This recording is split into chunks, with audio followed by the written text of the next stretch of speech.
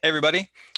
This week I'm going to follow up on our previous discussion about politics in the early 19th century, and we're going to explore the explosion of nationalist politics during this period, as well as their influence over the many revolutions of the year 1848, which is a real turning, well, maybe not so much of a turning point, but a real critical moment in European history in the 19th century. And we'll see why maybe it's not so much of a turning point um, at the end of the lecture. So I just want to begin with a quick question about this idea of nationalism, which is basically just what does that mean? What is nationalism? And a good working definition comes to us from a 20th century figure, someone who was looking back on the role nationalism had played in the generations um, in his early life and the generations leading up to the First World War. This is Thomas Masaryk. He's a Czech historian, later became president of Czechoslovakia after World War I in the 1920s. And here's how he understood it. The principle of nationalism is the love for the mother tongue, love for the group of men speaking the same language, love for the soil on which this group lives, and for the manner in which it lives. Right? So for Masaryk, being a nationalist means loving the national community, its lands, its rituals, its habits, its language, as if they represented a conscious living being, right? The nation is like a revered parent or grandparent, an elder, that is at the center of how you understand your whole world. And at the beginning of the 19th century, nationalist thinkers, in part inspired by Romanticism, they imagined nationalism as the devotion of all possible energies to the good of the nation. This is a belief that the good of the nation takes precedence over all other concerns.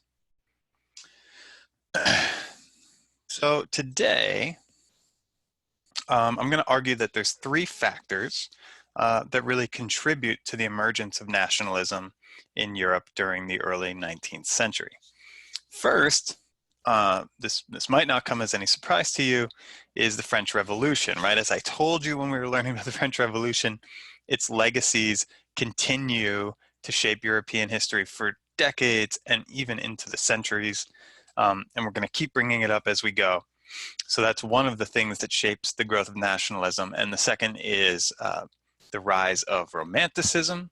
And then the third is the Napoleonic Wars. Okay, so let's think about the French Revolution and nationalism very quickly here. I think you read this in Brooks, but in 1792, in the middle of the revolution, 1792 is sort of the year where the moderate phase is ending and the radical phase is launching, right? Revolutionary France declares war against Austria and Prussia, those two great sort of royalist powers in Central Europe, with the goal of defending itself against their incursions, but also pushing against them and bringing the revolution to those parts of Europe, right? They want to demolish the shackles of tyranny and privilege and superstition everywhere they exist. And to support the war effort, the Jacobins instituted a national military draft. They spread propaganda through schools. They used newspapers to push their messages, public rallies. And in all of these settings, right, there are military draftees, school students, newspapers, they're emphasizing this idea of personal sacrifice. Sacrifice for the revolution, but sacrifice also for France, right, for the nation. As one Jacobin proclaimed, the citizen is born, lives, and dies for the fatherland. This is a challenge, again, to the old absolutist regimes where the subject dies for the king. This is the citizen giving everything that they have for the fatherland, for the nation. The nation is supreme. Even our own lives don't belong to us. And these sentiments are spread through all sorts of cultural mediums. Like I said, newspapers and school lessons, and military training, also books and pamphlets, and even songs. These tools taught French children, young French people, to revere the nation, right? And they had to be taught that. It's not something that would come naturally to anyone anywhere, and I'll talk about why that is in a little bit. So the most famous sort of example of this kind of cultural messaging was a song. And let's see here. The song became known as La Marseillaise. It's the anthem of the French Revolution. It is today the national anthem of France. And we're going to look at a few of the song's lyrics here for a second. This is a widely available song on YouTube or Wikipedia, anywhere. So go and listen to at least the tune. I know that you will recognize the basic tune, but you perhaps have never encountered what the words to this song are. So here are some of them. Okay. Against us, the bloody flag of tyranny is raised. The bloody flag is raised. Do you hear in the countryside the roar of those savage soldiers? They come right into our arms to cut the throats of our sons, our consorts. Later in the song continues, when our elders' time has come to add to the list of deeds inscribed upon their tombs, we are much less jealous of surviving them. And what that means is we don't desire to outlive our elders. We don't desire to continue our lives than we are of sharing their coffins, right? We would rather die to join our elders in death for the nation than to continue living. We shall have the sublime pride of avenging or joining them. So those lyrics, they suggest a love for the fatherland or the motherland, depending on how someone refers to it, and those are often interchangeable terms, but a love with a need to sacrifice everything for it, to live only for its welfare, and also a belief that the fatherland is always endangered, that not only should one sacrifice, but one actually must sacrifice, right? Go back and look at that first passage I showed you, that the enemy soldiers, they come right into our arms to cut the throats of our sons and our consorts, right? You have to sacrifice everything you have because the nation is always under siege. So these are key themes of nationalism, and it's the revolution, both through its need to raise armies and its leaders' ability to propagandize the masses through all those different cultural media, that establishes these themes. And they're going to spread far beyond France throughout the 19th century. Okay, so let's now talk about Romanticism. So Romanticism significantly influenced nationalist thinking. Remember that Romantic thinkers, we talked about this last week, tended to privilege the idea that nations possessed their own particular spirits, right? Not only is each individual person a unique entity, but each nation is as well. And in folk customs and in language and literature and various other customs, this spirit is expressed, right? The spirit comes through all of these different areas of sort of everyday life within a nation. The German Romantic writer and scholar Johann Gottfried Herder was a prominent proponent of this view. He described an idea that he called the Volksgeist, right? Literally the spirit of the people or the spirit of the nation. And the Volksgeist, he said, represented the nation's unique character, but also its unique sort of mission, its path, its historical destiny. And so romantics like this, what they're doing when they say these things is they're really challenging an Enlightenment idea that all is sort of universal, that everyone is sort of working with the same stuff, that nations, the idea of a nation in that view is sort of impossible, right? Or it's sort of superstitious. But romantics don't agree with that. They would say that it's nationalism, it's uniqueness that explains why people or groups of people take the paths that they do, why their histories follow the courses that they do. Some proponents of this idea, some very famous proponents that I'm sure you've heard of, were the folklorists Jacob and Wilhelm Grimm, the brothers Grimm, right, who shared Herder's belief, and they went about compiling famous fairy tales from the German countryside.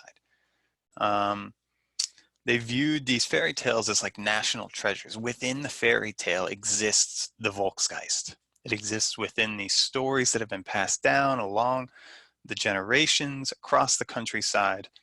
And nationalists all across Europe take up similar projects, and they write operas, and they write poetry, and they paint, and they write songs, and they also compile fairy tales just like this, as ways of telling the history of the nation and of creating in the process the idea of the nation. This is who we are. We are these things that we have done over the centuries. Okay.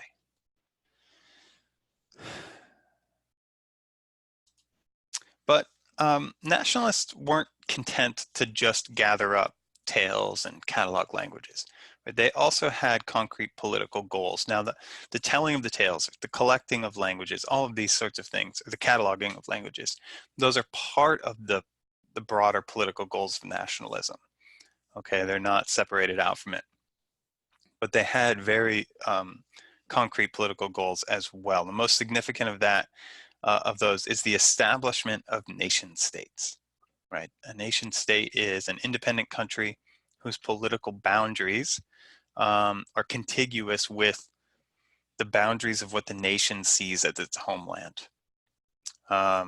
So it's, I think, kind of easy for us to today in the 21st century to take for granted that nation states are the kind of baseline polity of life.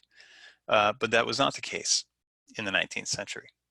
For nationalists, they dream of that being the case. They dream of this idea that the state or the government is not merely a compact to promote security, to promote the economy, something like that, but instead it's a living organism that links members of the nation together. It brings them together, it binds them together permanently. Okay, the nation is not just its people out there in the land, it is also this legally binding relationship that they have together. I want to be clear though, before I go any further here. All of this is based on essentially imaginative relationships, right? Nations are not inherently real things. They have to be constructed. They're based on ideas, and those ideas have to be propagated. They have to be spread very actively. That's what the Brothers Grimm were doing. That's what the Jacobins were doing, right? They're encouraging people to imagine that they have relationships with others, even if those others live very far away, even if they have very little everyday life in common with one's own self. Okay, there's a historian named Benedict Anderson who wrote about this. He claimed that nations are simply imagined communities. Here's what he wrote. The members of even the smallest nations will never know most of their fellow members, meet them, or even hear of them. Yet in the minds of each lives an image of their community, right? So nations live within the mind. They are not based on actual person-to-person human relations. But again, this explains the need to propagandize, the need to collect folktales, the need to use newspapers and public schools and the military draft to convince people that the nation is real and they should sacrifice for it. So as this is happening, as nationalists are doing this, they build a connection between national identity and political organization that sweeps through Central Europe, particularly in response to the Napoleonic conquests, which are happening in the first 2 decades of the 19th century up to 1815. And romantic nationalist poets, they're urging their countrymen to accept that they are countrymen, they have something together that they share, and to work together to oppose this foreign invader. Okay, consider, for example, the work of German poet Ernst Moritz Arndt, who urges Germans to unite against the invading Napoleonic army. No longer Catholics and Protestants, no longer Prussians and Austrians, Saxons and Bavarians, Silesians and Hanoverians, no longer of different faiths, different mentality, and different will. This is the essential point. Be Germans. Now, German isn't something that being a German doesn't perhaps come naturally to these people, but Arndt believes he can convince them, be Germans, be one. And if you do this, no devil will vanquish you. Napoleon, right? No invader, no foreign invader can beat you if you simply be German. It is something to aspire to in the nationalist mind, to be one with your national family. So these feelings, they don't just go away once Napoleon goes away. They remain deeply influential long after the Congress of Vienna attempts to put a bottle on all of this unrest, or to bottle up all of this unrest, and reestablish imperial order. Okay, the Napoleonic conquests stir these feelings up, they help promote them, but once Napoleon's gone, those feelings are still there. Okay, let's talk about Italy for a moment. Just as in Germany, Italian nationalists really dreamed of unification, right? Ernst Moritz Arndt, like I just quoted, is saying, don't be local. Don't just think of yourself as a Bavarian, right? Instead, focus on being German. And we have a similar process happening in Italy. And what the Italian nationalists dreamed of was something that they called risorgimento, which essentially just means resurgence, right? Resurgence of a cohesive Italian national identity that unites the entire peninsula of Italy. I don't know if you recall this, but earlier in the semester, we talked about Italy in 1700. We talked about all of Europe, and so we looked at a map.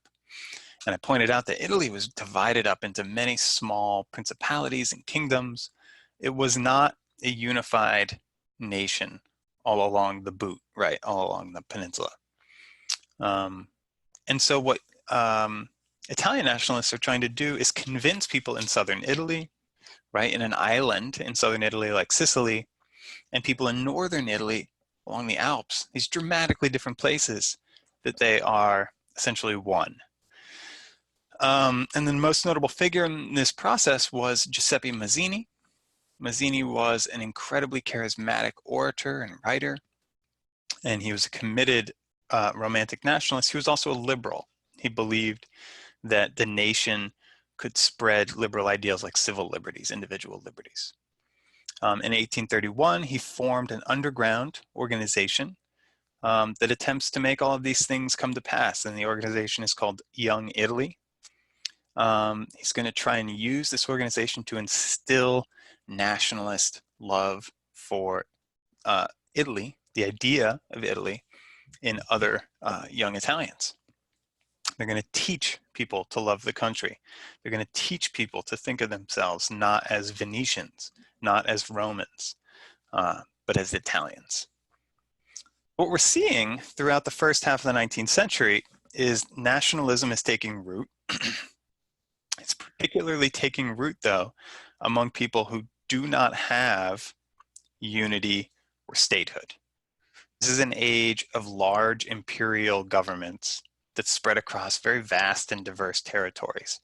And it's the people within those governments, who are living under those governments, who are most concerned with the nationalist project. Okay. These are Poles, Ukrainians, and Finns living under the Russian Empire, Hungarians and Czechs and Slovaks, and Romanians under the Austrian Empire. and Germans and Italians who aren't necessarily living under a single unified empire, but instead are divided up into many smaller principalities and kingdoms. Okay, so what are the political consequences of all of this? What actually comes to pass because of all of this? I want you to think back for a second to the Congress of Vienna. We talked about the Congress of Vienna last week when we were talking about conservatism and the reaction to the Napoleonic conquests and the French Revolution. And one of the goals of the Congress of Vienna was to stifle revolutionary feelings and growing nationalism. So in the decades that followed that Congress, those two ideas, revolution and nationalism, they begin to fuse together with liberalism. So it's sort of a triangle of ideas to produce a new revolutionary movement, one that spread across much of Europe and culminated in a series of uprisings in 1848, a year that's often referred to as the springtime of nations, when liberal and nationalist sentiments burst into bloom. So there's decades sort of moving up to this point, liberalism, nationalism, and revolutionary mentalities. They're circulating, they're spreading, they're beginning to bubble up, and they come to a boil. That's not the metaphor I'm looking for, though. Instead, they come into full bloom in the springtime of nations.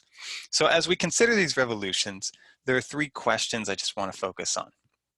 The first one is, who were the revolutionaries of 1848? Right? They're not exactly the same types of folks necessarily involved in the French revolutions 50 years earlier. Right? Things have changed. The world has changed since then. And what did these people want to achieve? Second question is, they fail. Why? Right? Why did the revolutions of 1848 largely not achieve what they set out to do? And then finally, what were the legacies despite those failures, or perhaps because of those failures? So let's start in the same place we did the last time we discussed revolution, in Paris. After Napoleon's fall, the Congress of Vienna went back and reinstalled a monarchy in France. And in 1848, the King of France was a man named Louis Philippe, a man who was often mocked because his face seemed to resemble a pear. And you can look up images of Louis Philippe as a pear. But he was a fairly ineffective ruler. He was not an absolutist in the strain of the Louis XVI and 15th and 14th that we talked about. Instead, he ran the country as essentially an oligarchy. And an oligarchy is a governing system in which power is in the hands of a very small number of super wealthy individuals. Right? So it's bankers, it's financiers. These are the people controlling France in the age of Louis Philippe. It was a decidedly unequal society. There was voting, but it was determined both by sex and property qualifications. So about 97% of French people did not have the right to vote. The middle and lower classes were deeply resentful of Louis Philippe's government. They criticized it for corruption, complacency, incompetence, and just as in the 1780s, those problems became magnified by a very profound economic crisis in the 1840s. And the result is popular revolt. The revolt of 1848 brought together middle-class liberals and the working classes who together start to draw upon liberal political ideology to demand greater individual rights. Okay, so they're calling for opening up the government. We want more voting rights. We want more freedom of the press. We want more freedom of speech and assembly. And Louis Philippe refuses. Okay, he rejects these calls, and he goes to call out the army to stifle these protests. But this is the critical moment for him because the army refuses. So once Louis Philippe realizes he doesn't have the support of the army, he no longer really has effective power, and he has to flee the country. He flees to England. That's in February of 1848. So in this moment, this seems like a very quick, relatively bloodless, and very successful revolution, right? Moderate middle-class liberals, they've come to power. They proclaim the birth of a second French Republic following after that first French Republic during the French Revolution. They see themselves continuing the work of 1789, right? We're moving on, we're pushing that revolutionary tradition. They grant all men the right to vote. Women would not get the right to vote in France until the 1940s.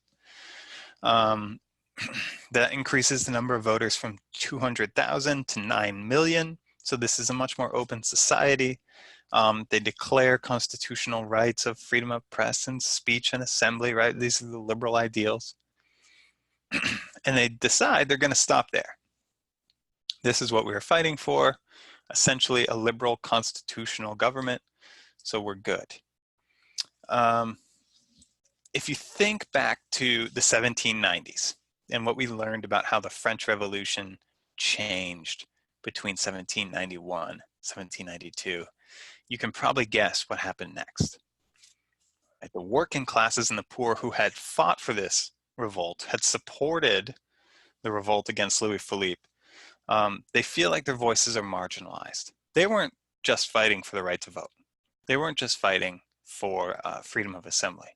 They were fighting for economic relief from the depression that France is facing at this point, but also economic equality. They want to distribute wealth away from those oligarchs and the elite and spread it down into the working and lower classes.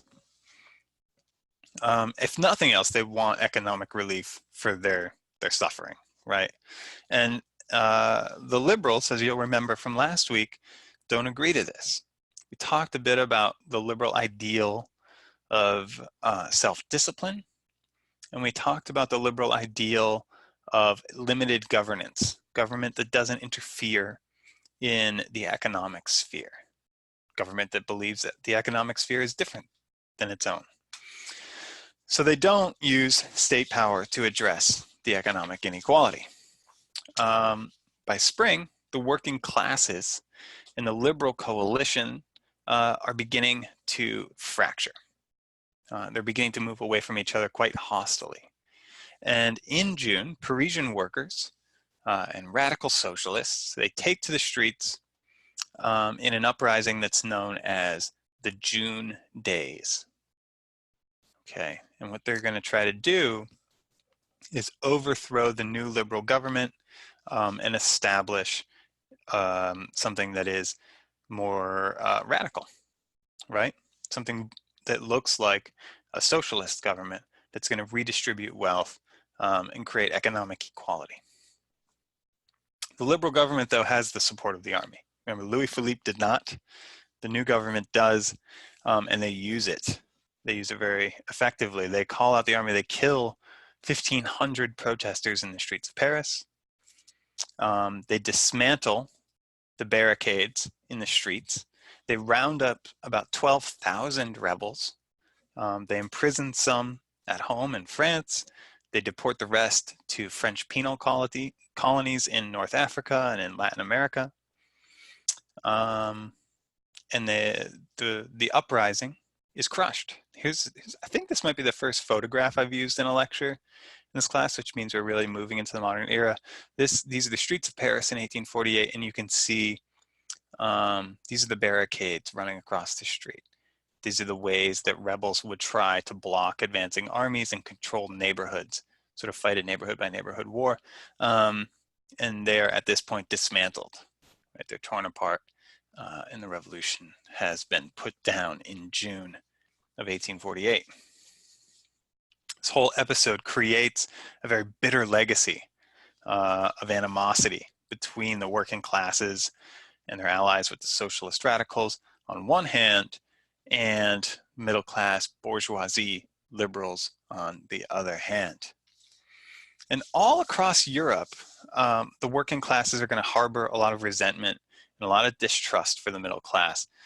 They're going to believe that the middle class would rather shoot them than share power with them, would rather shoot them than create a more economically equal society. And for their part, the liberals, not only in France, but across Europe and even in the United States, all through the United States, will look at this situation and begin to nurse like a pathological fear of the working class.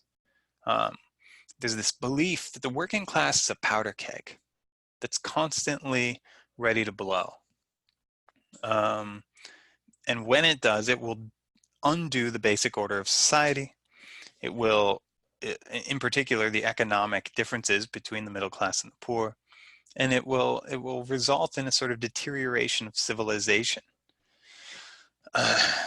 So one immediate result of this fear is that the middle class, rather than have this sort of radical government that the working class is calling for, overwhelmingly supports an authoritarian strongman to come to power. And this is at the end of 1848. There are elections for the new republic, and it's the nephew of Napoleon Bonaparte, Louis Napoleon, who, in line with his uncle's precedent, promises to safeguard the social order through a sort of strong authoritarian government. And a few years later, just like his uncle, he crowns himself emperor. I know that this sounds almost ridiculous how much the circumstances are repeating themselves from the French Revolution itself. But this is, this is what happened. Anyway,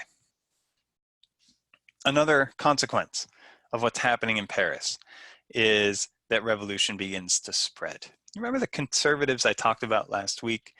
Conservatives had this belief that revolution was like a disease, that it spread from one place to another unless you very actively suppressed it. And that's a sort of extreme way of thinking, and it's also not necessarily wrong. And we see this happening throughout the spring of 1848. We see the revolution spread to Hungary, which is part of the Austrian Empire, by March 3rd. Again, within the Austrian Empire, to the city of Vienna by March 12th, into Prussia, the Prussian capital of Berlin by March 15th, and then down into Italy, where that nationalist ideas have been fermenting for so long, by March 18th and then March 22nd, Milan and Venice, respectively. So the whole continent, and particularly Central and Eastern Europe, is essentially in rebellion by the end of the spring. And as rebellion spreads, it begins to advance not only liberal interests, but also nationalist interests, right? Each one of these rebellions is part of a nationalist project to unite a territory that's been divided by empire, divided by outside governments, and united around the idea of a coherent national identity.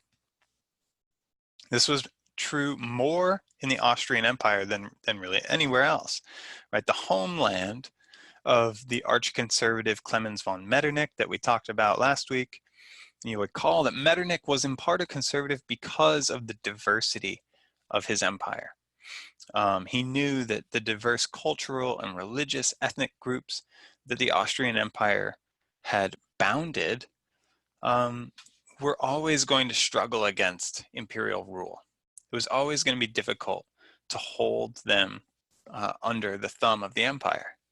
And so for much of the century, these groups have been developing nationalist identities. And the most prominent figure in this process is a Hungarian nationalist, Lajos Kossuth. You can see the spelling of his name here on the slide. Lajos Kossuth, by the way, is at this moment a great American hero as well. When all of this is said and done in 1848 and 1849, he comes to the United States on these grand tours, and he visits the White House, and he travels the South, and he goes to New England, and people love him. They see him as a real hero, a freedom fighter, someone who embodies what a lot of Americans at the time saw as the ideals of American life. But that's another story. Kossuth was a liberal and a nationalist, and he wanted national autonomy and civil liberties for Hungary. So Kossuth and his supporters, as they're rallying for independence, Metternich is still alive. And Metternich is telling the Austrian Empire, Ferdinand, you have to crush this. Remember, Metternich believes that revolution are a disease, so you have to stamp out the disease or it will spread and we'll lose the whole empire. Ferdinand holds steady. If we don't, or if we act too strongly, he's afraid that there could be consequences that could spread across the empire as well. So he's not really sure exactly what to do, but as he holds steady, as he refuses to act directly, Metternich's belief essentially comes to pass, right? The revolution begins to spread, and university students in Vienna begin protesting in the streets. Nationalist rebellions of Czechs and Romanians and then Italians begin to bubble up in the distant countrysides of the empire. In response, this is Lajos Kossuth, by the way, the Hungarian nationalist hero. So, in response, Ferdinand begins to promise reforms. These include a new liberal constitution. These include greater civil liberties, but none of that works. None of that stops the uprisings. And so eventually he does decide to follow Metternich's advice, call in the army to begin crushing these rebellions. And that's what some of these images here show you. In June, the army bombards the city of Prague, which is sort of the center of the Czech homeland within the Austrian Empire. By October, they have suppressed the liberal rebellion that was largely comprised of students in Vienna. And then by early 1849, they've put down Kossuth's breakaway Hungarian state and drawn them back under imperial rule. The empire was preserved. It was preserved by force. Conservatism reigns again. Emperor Ferdinand can't take it anymore. He abdicates the throne. He leaves power and he appoints his nephew, Franz Joseph, to take his place. And Franz Joseph, a deeply conservative figure, does away with the liberal constitution that Ferdinand had tried to appease protesters with earlier in 1848. That is no longer the rule of law, and he establishes a conservative constitution that revokes individual liberties, that supports the state's right to censorship, that reestablishes old privileges and class difference, and that gives the empire great power to suppress any dissent, any revolutionary stirrings. So, we've talked France, we've talked the Austrian Empire. There's one other key site in this process, which is Germany. And German liberals are attempting their own uprisings as all of these things are happening in France and Austria. Again, this is a middle-class process, middle-class liberals taking the lead.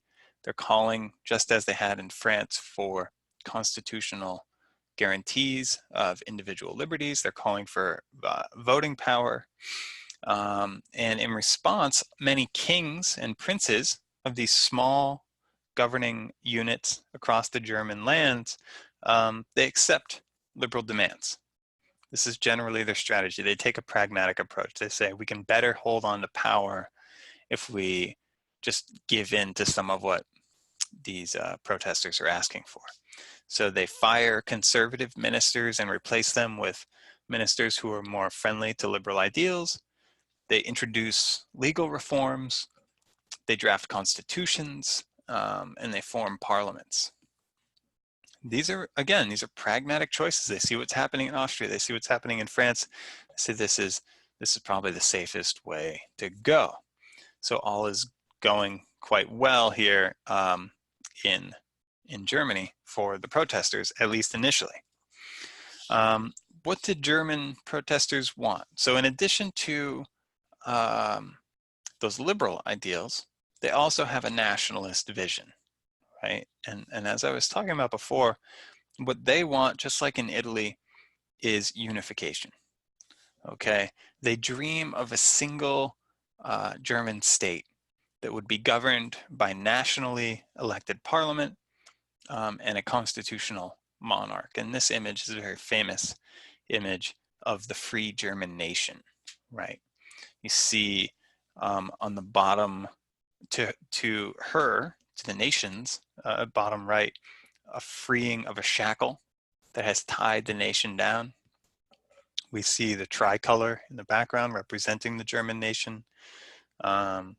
We see as well an olive branch, but the olive branch rests quite easily alongside a sword, right? The German nation will be one of peace, but it will defend itself, right? Similar idea to what we saw in La Marseillaise, the French national anthem, okay? So in May of 1848, liberal delegates convened in the city of Frankfurt to outline a plan for this dream of liberal unification. And this was called the Frankfurt Assembly. It's Frankfurt Assembly, and you can see the image I just showed you. You can see it here on the wall in the back. So it shows the Frankfurt Assembly is deeply concerned with nationalist ideals, nationalist unification. They draft a constitution guaranteeing civil liberties. They plan. Their strategy is we're going to ally ourselves with someone who already has a lot of power, and that is the King of Prussia, Frederick William IV. Prussia is the most powerful of all the German lands. So if we ally ourselves with the Prussian king, that will sort of override the power of all of these other small principalities, and that's our path to unification. Okay. What they say is, what they say to Frederick William is, we will make you the king of all of a unified Germany, but it will be a constitutional monarchy, and the parliament will have most of the power. That's their gambit, I guess you could say. But when the Frankfurt Assembly meets, the tide of revolution is turning. Right, all of these things that I've talked about so far are beginning to come to pass. The Austrian Empire is beginning to reassert its authority. Things are unraveling in Paris, and so and so Frederick William, this king of Prussia that they're trying to ally themselves with, he realizes he actually doesn't need to make a deal with these folks, that they don't have the power that they think that they had. Okay, he will not stoop, is how he puts it, to lift a crown from the gutter. He will not accept a crown disgraced by the stink of revolution. In fact, Frederick William's army, the Prussian army, begins to crush the revolution. It crushes uprisings in Berlin, and then it helps dismiss the Frankfurt Assembly. Other German rulers see this happening. They had given all of these concessions to liberals earlier in the year. They begin rescinding them. So this year that begins with all sorts of promise in Germany, a revolution that begins with almost immediate success, quickly ends in bloodshed, in suppression, and in failure. As one German poet put it, we stood on the threshold of paradise, but the gates slammed in our faces. The chance to have a liberal, unified German nation has been lost. Thinking about the entire year of 1848, events all across Europe, the English historian George Trevelyan said it was the turning point at which modern history failed to turn. Right? There is this moment where it seemed as if the entire history of Europe would change, as if new nations would rise, and that they would commit themselves to liberal ideals.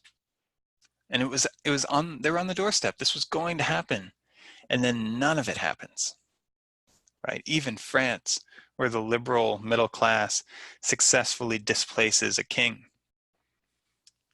They bring to power a strong man. He is a president, but only for 4 years. And then by 1852, Louis Napoleon has crowned himself emperor. And so none of these sort of constitutional regimes come to power. None of the unification that is dreamed of really happens. Why? Why did they all fail? I got two quick answers for you here. One is that the revolutions were largely middle-class affairs, right? And you've probably picked up on this theme that I keep bringing up, dedicated to liberal ideals, largely led by bourgeoisie. They struggle all through the year to gain support from the lower classes. Peasants, much of the working class, they didn't care all that much about freedom of the press or speech, right? Those are middle class dreams. What they want is bread. What they want is higher wages. What they want is economic equality. And the liberals, they either reject those demands, as they did in France, they very actively reject those demands, or they simply could not meet them. They weren't in a position to build that kind of support, and that's basically what happened in Germany. And the other issue was nationalism itself. Nationalism divided revolutionaries. This was especially true in Austria, where there's liberals waging these many nationalist uprisings, but they're not aligning with one another.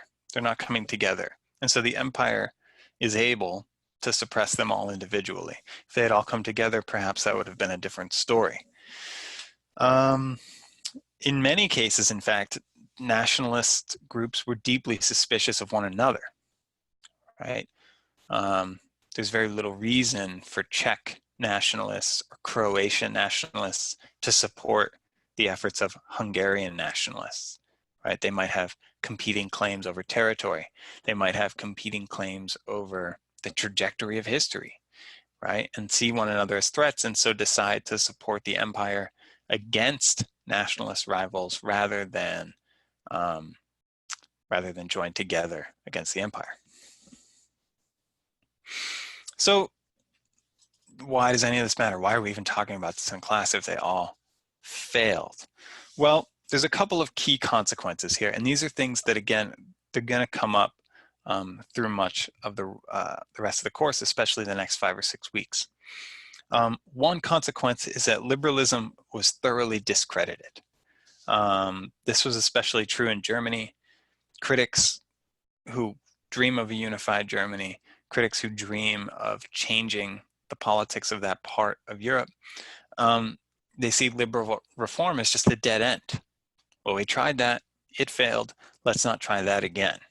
If Germany wants to be strong, if it wants to be united, it's going to have to find another path to doing that, and it does, as we're going to see, but this path is illiberal, right? It's a strong state that suppresses individual liberties, is what's going to come to pass there. And we see something similar develop in Italy and throughout much of the rest of Central Europe. So the liberal dreams are vanquished. And the second consequence is this class tension that I mentioned before. The working class and the bourgeoisie, they realize that their interests are not going to align, okay? Remember, at the beginning of what's happening in France in 1848, they're on the same page. They quickly realize they're not on the same page. They quickly realize they have fundamental differences, and they're going to remain extremely hostile to one another going forward. And it is, in fact, their difference in visions, their differences in ideology that are going to define so much of politics in Europe for the next century. Okay. So that's all I have for now. Thanks for watching, and I'll look forward to discussing all of this with you in the week ahead. Thanks, everybody.